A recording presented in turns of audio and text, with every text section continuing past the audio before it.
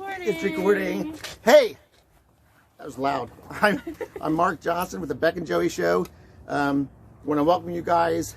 We got a post coming out next Sunday. That's when we always do them, so no big deal. Brand new though. It's brand new. I'm sitting here with someone that's very special in my life, Libby Wright. Say hi, Libby. Yeah, Libby. She happens to be my niece. The best one, right? She's my favorite niece, along with the other ones. and she's been singing for so long, and it's so natural to her. I'm sure there's been a lot of practice and a lot of, getting things done, but it just seems like it comes just really natural to her. And I wanted her to be on the show to highlight and show off her talents and learn a little bit about her. But first, we've got to ask her a question, because if you're going to be on the Beck and Joey show, you got to know something about Beck and Joey. Yes, yes. So Libby, do you have any favorite Beck and Joey moments? I have to say it's the ghost. Your ghost? Yeah, the geez, put a clean sheet on. Yeah, you knew they were coming over. He's like, oh crap, sorry. Thank you. That's nice to know that you actually checked it out. Yeah, yeah. That actually was, I was down south in Florida with Alice Wright when her husband Gary passed away, and Libby was down there with us. You might have seen her in the background. Probably. When I was, yeah, because you did in the van, yeah, and introduced us. We're like, yay. And what was I saying, Libby? The comic. Yeah, that's when that came up. I thought of that down there, so it was she got to see it down there before anybody did. Yeah, exclusive. Okay, so let's talk a little bit about you. Okay. Just tell me a little bit about in general you and your family.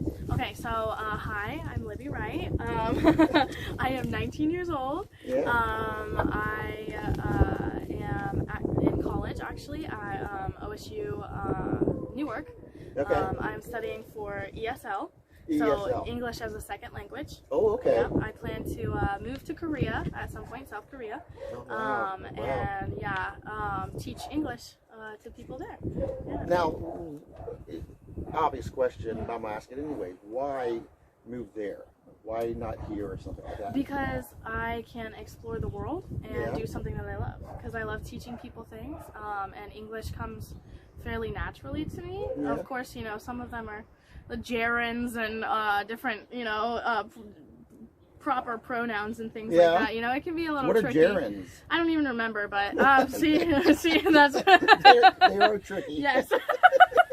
But yeah, different things like that, and I would get to explore the world and get paid for it. That's awesome. So you're killing two birds with one stone. Yeah, and with doing that, I can get a certification for it. I think it's like $2,000, and then you can go anywhere and teach. So it doesn't have to be Korea. Korea is one of my main destinations that I want to go to, but I can do it in Spain. I could do it in France, anywhere I want. What, if I may ask, what draws you to Korea? What do you like about Korea? I love the culture. The culture is very interesting. It's so much different than ours.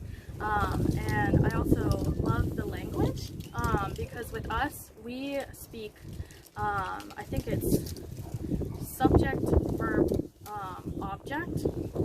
Subject would be like, help me out. Subject is subject football. Is like, football. And then a verb would be playing. Maybe it might be OV, or object is O. Okay. So yeah, we're like a SVO, I think, type, and they're an SOV. So they speak in like Yoda. So they're like, to school I went. To school I went. Yeah. Instead of how we would say, I went to school. I gotcha. So it's really neat there, and it's actually I think it's the second most easiest language to learn, actually. Korean. Spanish and Korean are really in the top. Yeah. Yep. I had, I think 3 or 4 years of Spanish, and I know about 3 or 4 minutes of Spanish.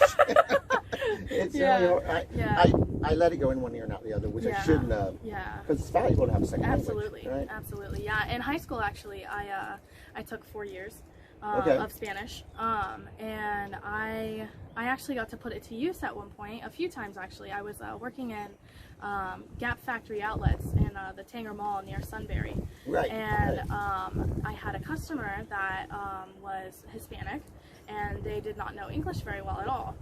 It was very broken English, and so I would listen to them speak, you know, among each other, and I was like, oh, okay, they're speaking Spanish, you know, because you don't want to be ignorant or anything. I'd be like, oh, are you, hola, ¿cómo estás? You know, no, you don't want to do that. So, you know, I made sure that they did speak English, and so then, you know, I helped them through the transaction in Spanish, and they were very thankful for it. It was really cool too, because I could understand what they were saying, and they could understand what I was saying. So it's like, hey, these 4 years did pay off. I was saying this correctly, you know? Right. And so I would think that's kind of like fluent. Yeah. If you can say it. Kind of. Yeah. Sometimes I'll have to ask them to like slow it down a little bit for me, just because, you know, I haven't practiced it in about a year.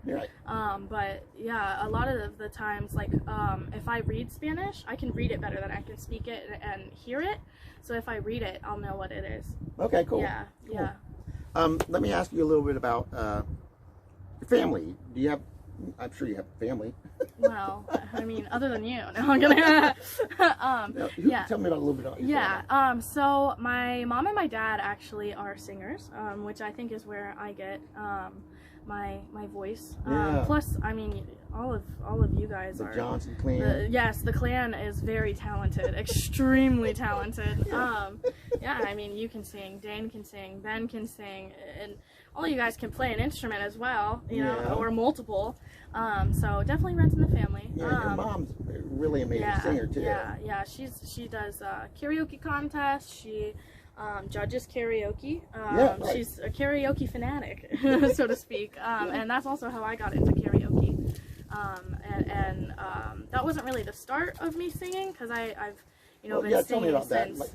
What was your start? I don't even know, because like I would always just be walking around the house having a good time, you know, listening to music. Like I remember I think some of my earliest memories of music would be me with my cassette tape. See, I told you, I'm a 2001 baby, but I was more 90s than anything with my brother. Yeah, you had a cassette player. Yes, I had a cassette player, and I would pop in. It was Elton John's greatest hits, and I'd just be like, ooh, and I would bop to that all day long. And like as soon as it got done, I'd be like, Dad, play it again. You know, I'm like, this is on repeat kind of thing. So it's like that's like one of my first real memories of how much I loved music and stuff like that. So yeah, but I don't remember when it really started, because it's just as long as I can remember. Yeah, certain things that it's like with me and musical stuff. I remember laying out. I must have been like 8 or something like that, and I'd laid out my mom's silverware. There was special stuff that was in the cabinet. And I noticed they had different pitches, and so I just would line them up the best I could and try to play certain songs. And but you don't know exactly, because it's just part of your life. Yes, it's not like some big moment where you're like, oh, wow, music. No, it's just always been there, kind of thing. If I can have that slip of paper, absolutely. I want to read off a little bit of Libby's. What would you call these? Achievements? Is that a good word? I mean, you could say achievements. Let's see here. We'll start with the top, because that's how we read. I'll go left to right, because that's how we do. Left to right. I'll start at the top, go down. And it's not Japanese. It's not right to left. It's left to right. Do they go from the bottom up or not? I don't think they do bottom up now, but they do go right to left. And they start in the back of a book. Yes. What we call the back. Yeah. They start in the back while we start in the front. Right. Yeah. Anime is something that is that. I like anime too. Yeah, and that's like that. The mangas. Mangas, right? Okay. Any of these you want to stop me at? Okay. Stop me, or you can wait till the end or whatever. Okay. You can tell us a little about them. The Seussical, the musical junior. She played Gertrude McFuzz. Yes, so Seussical the Musical Junior was about Dr. Seuss's, it was a bunch of his books all combined. We had The Cat in the Hat there, we had Whoville, all the Whos, we had a Grinch appearance for a hot second, Horton Hears a Who, Gertrude McFuzz books, Maisie LeBird, it was a bunch of all of his work all combined into one play. So this is something that was it's not something just Seuss. Someone took his stuff and combined it into a musical. Yep, into a musical. Okay. And the junior part is for younger kids. So it's a shorter play. Oh, okay. So it's more compact. So it's got more of the of the Dr. Seuss things in it than the regular play might have. Right. Yeah. Right. Yeah. And you were Gertrude McFuzz. Yes, I was the little bird with hardly a tail. Oh. I only had like one feather for a tail. Oh. Yeah. That was actually my first play though. I was in what grade? sixth grade. Sixth grade. Yep. And that's when my mom found out that I was actually pretty good at musicals and theater. Yeah. She was like, oh, it's just gonna be this cool little kid, play. Oh, that'll be cute. Oh, look at my kid. She's so cute. Right. And then she was like, doing that. Right. Oh, she can actually do this. Yeah. That's cool. Cinderella, you were a townsperson. Yeah, I had I was in the choir with that, I was one of the choir people kind of thing, but and a townsperson walking around singing, and then I had one line. It was something about food, which is very partial to me, I love food, Yeah, who doesn't, and I had like I think fake loaves of bread in my arms, and I said some food line, and I don't remember what it was, but I was just like, I walked out on stage and I'm like blah blah blah blah blah with some loaves of bread under my arms. Was it a funny line? Yeah. People were laughing. They were like, ha ha ha. Now this interests me quite a bit. The other stuff does too, of course. But The Hobbit, you were Bilbo Baggins. That was a dream come true. That's a big part. Yeah. Right. Yes, it was. Our script. So we had, it was just a little book about that big. Almost every single page, all of my lines fit on like. You'd flip a page. Oh, it's nothing but Bilbo. Oh, okay. Oh my gosh. Flip another. Oh, that's nothing but Bilbo, and we had to memorize all of them. Oh my gosh. Yeah, and I had to be on my knees for the play because right. I'm already short, 5'1", but I'm not short enough, which I've never been told. But yeah. So I had to be on my knees. Yeah, I was on my knees. I had volleyball knee pads on from when I played volleyball very long ago. Yeah. And then the actual little feet had padding, and they were glued onto this like pad, kind of like how you would work in a garden or something, the squishy foam. Okay. Yeah. And the feet. They were like actual toes made of rubber, and like that you put on your knees. Yep. Because like on it was like you would put this slipper on, and then it'd have this line of like elastic up your shin, connecting everything, and then you'd Velcro it around your calf to keep it on, Right. And so you just make sure that your foot and your knee and the foot was lined up. And it had like hair on it and like everything. It looked like a Hobbit. Right. It did. I remember I went up on a line, which going up on a line is when you forget it. Like in the play. While you're doing the play, people are out there. Yep. It's called you went up. Yep, you went up on a line, and so you go blank. You're like, but you can't just oh wow, what's the word? You gotta go on with it. Exactly. So I had to improv, and so at that point, I was talking about my thought for the day. So I was like in my journal with my little feather pen, kind of thing, and I'm like, see, thought for today. Well, I don't really know what my thought for today was. Like, I don't really remember it. I'm like, it was something about whatever the line was. Right. And then Gandalf walks over, which Gandalf was on stilts to make him taller. Oh my, yeah. So yeah, we had to learn how to do stilts as well. Same as the elves in that they had to do stilts. But he walks over, he's like, oh, Bilbo, I think it's this one. And I'm like, oh, yes, Gandalf, thank you. He fed you the line? Yep, he fed me the tiniest part that I needed, and then I went on with it. And you took that moment of forgetting what it was and played into, like, you were asking for help by doing that. Exactly. Very clever, very clever. Yeah, because you have to do that. And same as when I was on my knees, it took me 10 times longer to get across stage than it would, Right. And so how they had it set up, the Hobbit hole, like, door was right here on stage left.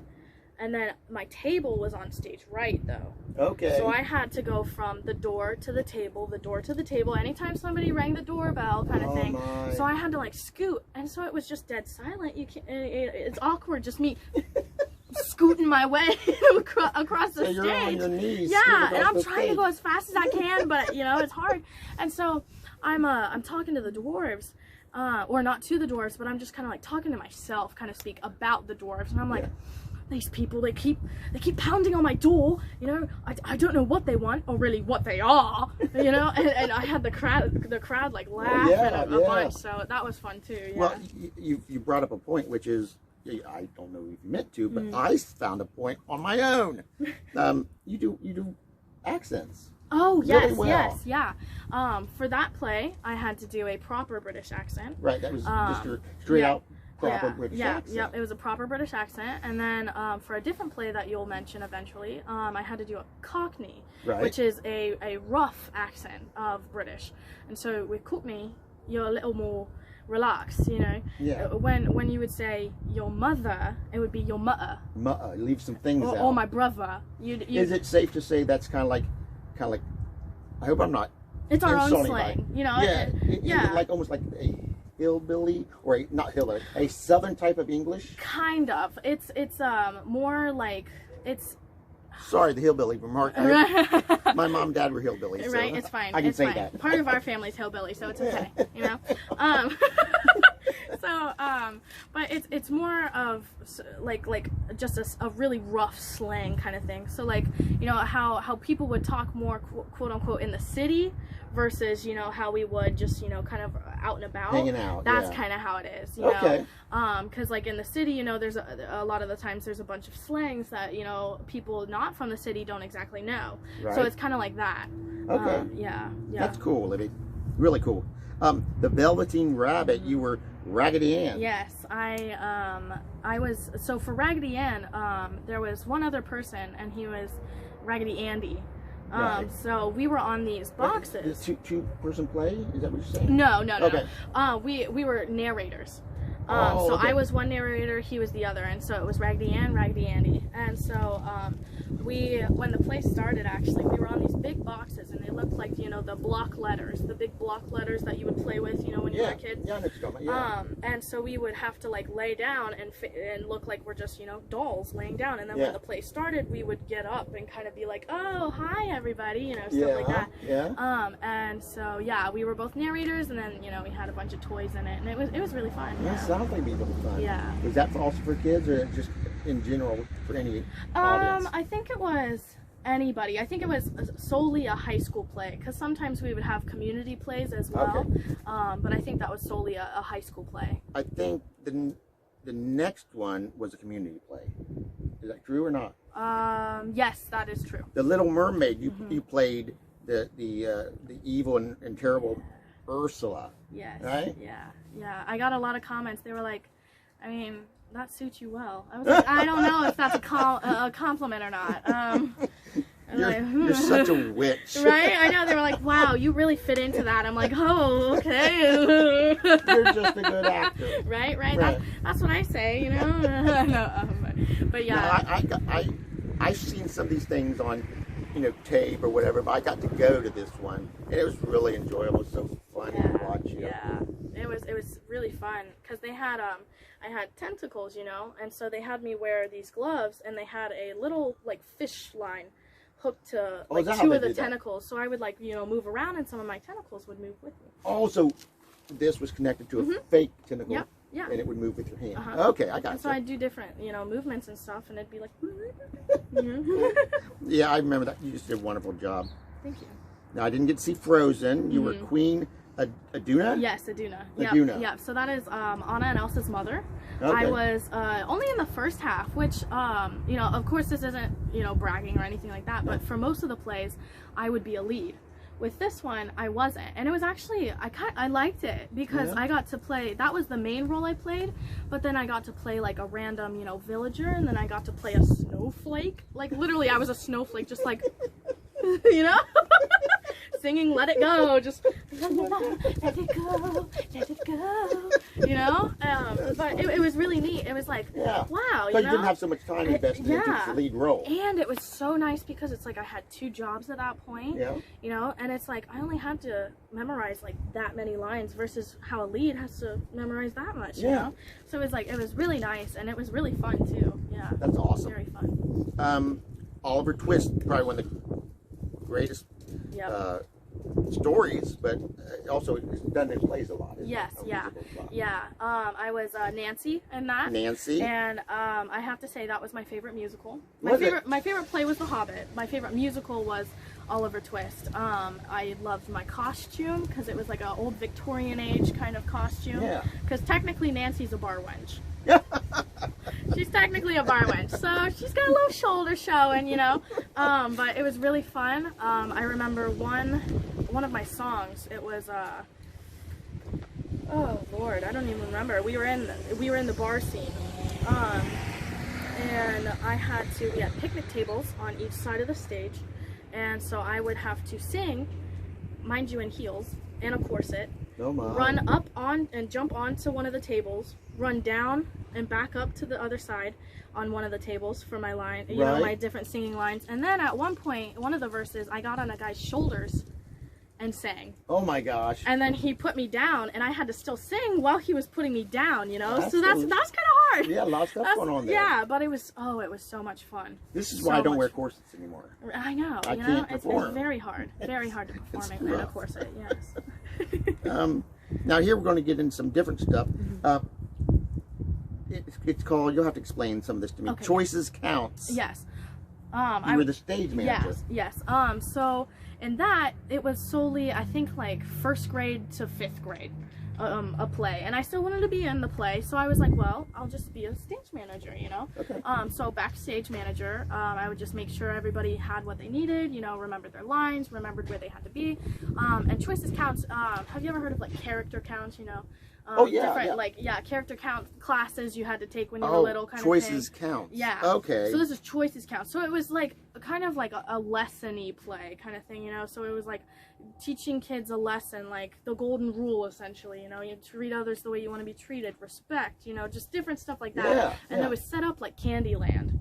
Oh. The old board game Candyland. Right. Yeah. And so it was a fun one. Yeah. Kind of reaching out there, doing some different stuff. Yeah, absolutely. At a basketball game, well, I guess it was in Highland. Libby is from our neighbor to the north. Does that make sense? Yeah. South!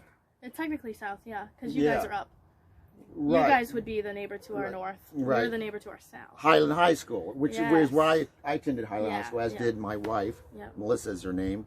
That's why I call her. That's her name. You sung the national anthem. Yes. I don't know how many times I sang for the basketball games. Whether that would be dressed in my ROTC uniform, which was a program at the high school. It was a Naval ROTC. And then, or if it would just be, you know, homecoming night, and I would sing for, you know, the national anthem before the basketball game, you know, stuff like that. And that was definitely an honor. Absolutely amazing. And I loved it always so much, because like all the basketball boys would just come up, be like, "Good job, Libby, good job." I'm like, "Thank you, play well, guys, play well, you got this," kind of thing. And it was always really fun. And I got in for free so that I could stay and watch the game afterwards. Yeah. Kind of a nice thing. Yeah, absolutely. You say the basketball boys, like as in like the team, yeah. I mean, was that kind of like a neat thing because they were the basketball boys? Well, kind of, because it was just like nice, because, you know, stereotypically, sports people don't really, you know, they're more stuck up, so to speak. So it was like, so it was nice to be like, they were like, "Hey, oh my gosh, good job," you know, and it was like, oh, okay, these are nice people. You know, they're not the stereotypical, you know, high school athlete. You're right. Yeah. Let's see here. It says Naval Retirement Ceremony. Did I skip one here? No, you didn't. What was that about? That was amazing. I loved it. So my in ROTC, my Master Chief which was one of my teachers. We had Commander and Master Chief. And Master Chief had somebody that reached out to him. I think it was one of his old friends or something, and he was retiring. And so Master Chief was like, "Hey, I've got a girl that can sing the national anthem extremely well. I could probably get her to come to Indianapolis to sing for you," and we did, and I got it was really cool. I got in the Navy, they'll exchange different, they call them tokens, I think, or little medallions kind of thing. Yeah, tokens. Yeah, okay, I gotcha. And so they gave me some medallions and stuff. Did they really? Yeah, because with different things, you know, they'll get different medallions or tokens, and they'll exchange them sometimes just because they're like, oh, that one's cool, I want that one, and they'll be like, well, I'll exchange you for this one and this one, you know. Yeah. Well, I got 3 of them. Yeah. That's so cool. Oh, That's awesome. It was amazing. Yeah. I still have them, you know, I cherish those. Yeah, it'd be something you keep a lifetime. Absolutely. When I was a kid, I was telling you this when we were having a lunch. When I was a kid, a dinky kid, I was taken to a racetrack, and I can remember the rumbling, the noise, and just the deep, bassy rumblings and the heat coming off the track. And I guess Kirkersville, Night of Thunder. Yeah. You sang at that. Yeah, it was for ROTC again. But we got on the racetrack, and there was over 4,000 people there. 4,000 people. Yep, and I sang the national anthem, and I got 3 seconds of the news. So you were like big time news. I mean, that's cool. Yeah, I think it was Channel 10, I think. Which is kind of when I think of 10, I think of like 4 and 6 are kind of like 10 is like 10 is the bigger one. 10's the bigger one. So yeah, I was on the news for 3 seconds. That's awesome. You sang the national anthem. Yep, it was 4,000 awesome. 4,000 people. Yeah. Was that? Well, I would think that'd be nerve-wracking. I was very, very, very nervous. How did you get through it?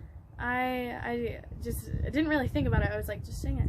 Right. Sing it, you know, because like anytime I sing, it's like, yeah, I'll be nervous at first, but then once I get into it and I feel the music, feel, you know, the lyrics, it's fine. As a singer myself and a musician that has played in front of people, how do you get beyond worrying about forgetting lyrics?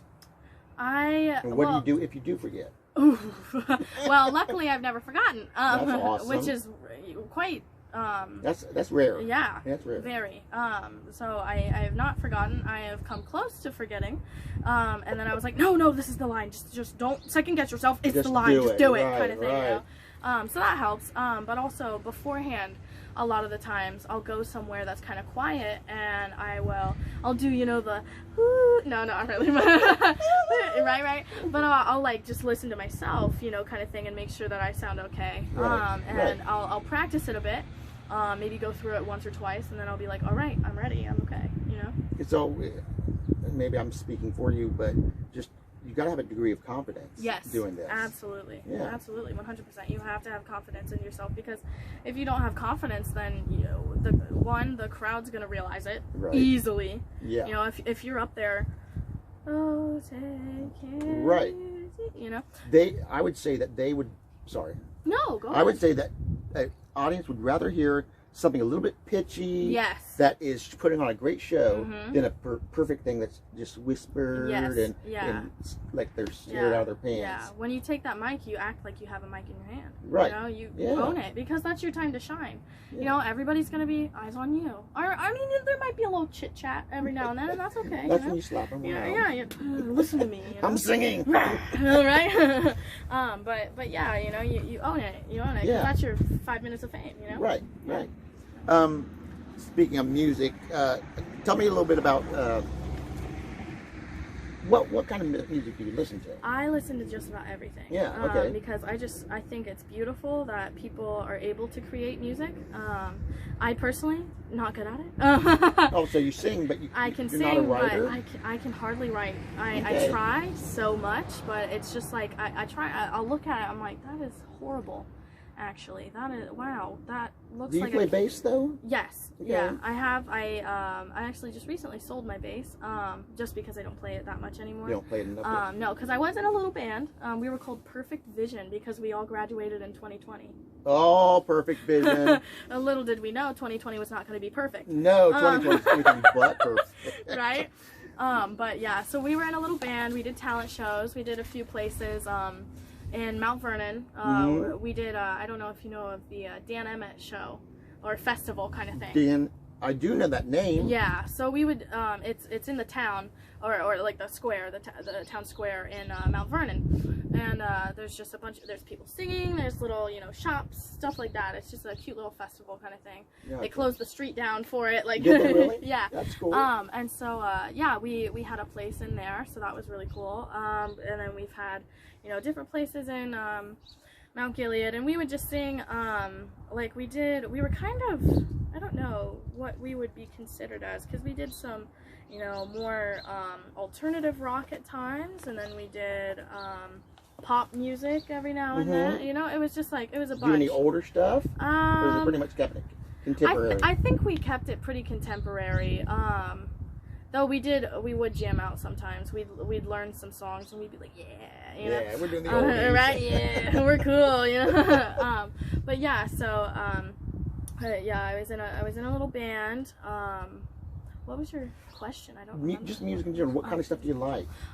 So you said like almost anything, right? Yeah, just about anything. Country is the one thing that I cannot really get down with. Yeah. There's certain songs that I'm like, oh, that is good. Like, I like older country, you know, Johnny Cash, people like that. Yeah. You know, Trisha Yearwood, Reba, you know, people like that. But, you know, do you find that new country is just old rock? You ever thought about that? That is kind of true. When I hear it, it still has the country flavor because it's on those certain beats and things. But it just, they got the distorted guitars, the leads. I know, it's not pure country anymore. It's not just a nice old acoustic guitar. You can hear the drums. You can hear there's definitely synths. Oh yeah, synthesizers in it. Yeah. You know, there's electric guitar, bass. You can hear all of that. But I don't know. I think I just don't really appreciate the messages anymore because it's just all about, you know, I'm gonna have a beer. Let me get my beer and the boys. You know, and I'm like, where's the, you know, where's the actual, you know, message, like lyrics that mean something, you know, not just let me just drink with the boys in a cornfield. You know? Right, I've lost my dog and that kind of deal. Exactly, yeah. So, but I listen to just about anything. I think some of my favorites. I love K-pop, so Korean pop. That is another thing that got me into the ESL. I was like, or learning the language at least, because I do know some Korean actually. Self-taught. I know the alphabet. Oh, do you? Okay, yeah, cool. And I can read it, but like the sounds and everything, and the symbols. But it's like I don't know what some words say, but I can tell what other words say. But yeah, K-pop is pretty big. Pop. Classic rock. What's classic rock to you? Queen, Styx, Heart, Bon Jovi, Elton John. 70s. Yeah, 70s. Early 80s. Yeah. Okay. That's what classic rock is to me, definitely. Okay. Yeah, but I think those are my main. A little bit of alternative rock. But I think those ones are my main ones. Okay, cool. Yeah. Let me see. What was I going to say? Music. Well.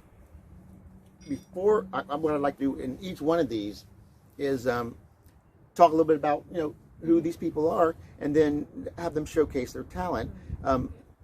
Before we go into that, so we'll do this next piece, then you can sing for us. Okay. But I forget what I was going to say to you about it. We're talking about the bands. Just give me a basic philosophy about approach music, or what you think about music. It doesn't have to be something that you've been thinking about for years. Yeah. I think, for me at least, music has saved me more than anything. Because, of course, you know, I struggled with depression for a while. And I think, you know, music I couldn't live without music. Right. You know, it helped me come out of that some, you know. I found, you know, different songs that, like, supported me pretty well. Yeah. Different things like that. And it's like, I mean, anytime that I get in the car, I don't even have the car started yet. I have my phone plugged into my aux cord, and I've got my playlist, whatever I want, you know. I'm like, all right, now we can continue, you know, like, it's like that. And like, if I take a shower, I'm always listening to it, you know. It's like, I hardly ever don't listen to music. Right. You know. It really is a part of your life. Yes, a big part of your life. Absolutely. Right.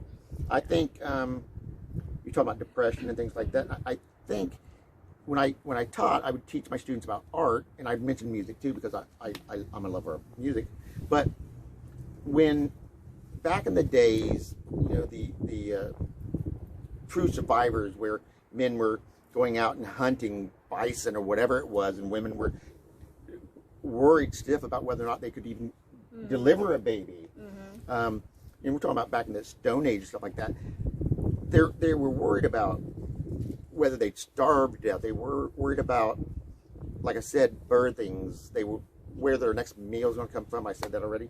But you know what? They always had time to do music and to create art. Absolutely.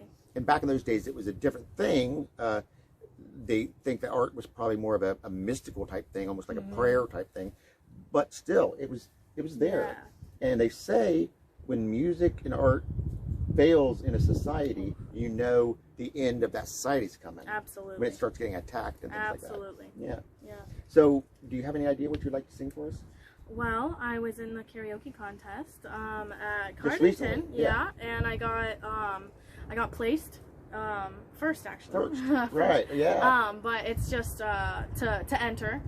Technically, there's still, I think, two more Saturdays that people can compete, and then the 6 people that they'll take from that, then they have the big competition where it's like, who's gonna win, you know? Yeah. So I did All I Ask by Adele in that one. Okay. Did you want a piece of it, or did That's you up want to the you. full thing? That's up to you. If you have time for the full thing, we have time. Um, If this goes long, we can always cut it in half and do it do Okay. part 1, part 2. Not the song. Yeah, but, I'll just do like a smaller piece, just to, so we can probably keep this. As long as you want, yeah, but yeah, it's yeah. up to you. So it's All I Ask. I'll start off at like kind of the Wherever you middle want. verse. Let me say this before you go. I appreciate you coming, being on the show. Thank you. Oh, well, no problem. We're just getting started, so we're small, and it helps us. Absolutely. But in some ways, I think it might help you. Yeah, somebody might reach out, be like, "Hey, who's that?" I'm like, Right. I want to hear more. Right. Who knows? Who knows? You never know. I appreciate you coming on, and I love you to death. Yeah, absolutely. Love you too. Yeah. I just want to wish you well in the contest coming up. Thank you. Yeah, Thank you. I'm Well, sure and well. Noah. Noah's in it. Your Noah son. got second place. Noah got second place. Yeah. And just for you guys out there, the Beck and Joey Show, like I said, 8 o'clock every Sunday, but it's really on all the time, 24/7, 7 days a week. Wait, that's the same thing, isn't it? Yeah. I was terribly redundant again. That's okay. It's on all That's the time. usually a saying. 24/7, 7 days a week. Yeah. Oh, is it? Yeah. Okay. So you're okay. You're okay. You can get on, check out the show anytime, and you can go into there and see the past posts I've done or the videos we've done. So it's not like you have to wake up at 8 a.m. on Sunday to watch it. I mean, you could. You could, because I'm up putting the stuff on there, but yeah, whatever you want to do. I'll make sure I wake up on Sunday at 8 a.m., even though I'm already awake by that point. Okay, I'm up at 4:30. Isn't that stinky? I'm up at 5, so we're fairly close. Yeah. Fairly close, yeah. Okay. Definitely. This is Libby Wright, and she's singing from Adele, the song All I Ask. All I Ask. Yeah. I'll get out of the way, and you go ahead and sing get for out us. of my spotlight. No, I'm kidding. I don't need your honesty.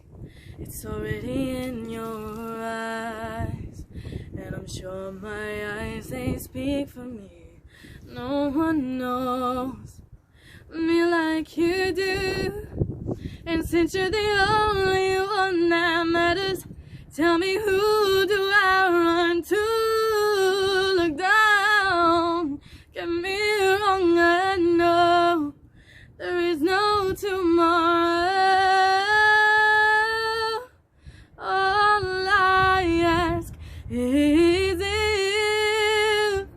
This is my last night with you. Hold me like I'm more than just a friend. Give me a memory I can use.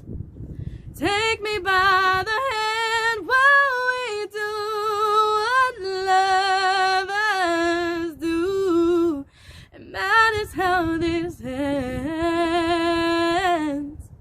'Cause what if I never love again? Yeah. Give me a hug. We'll just cut it there. Yeah. Very good, Libby. Thank you for doing this. Absolutely. See you guys next Sunday. No shot.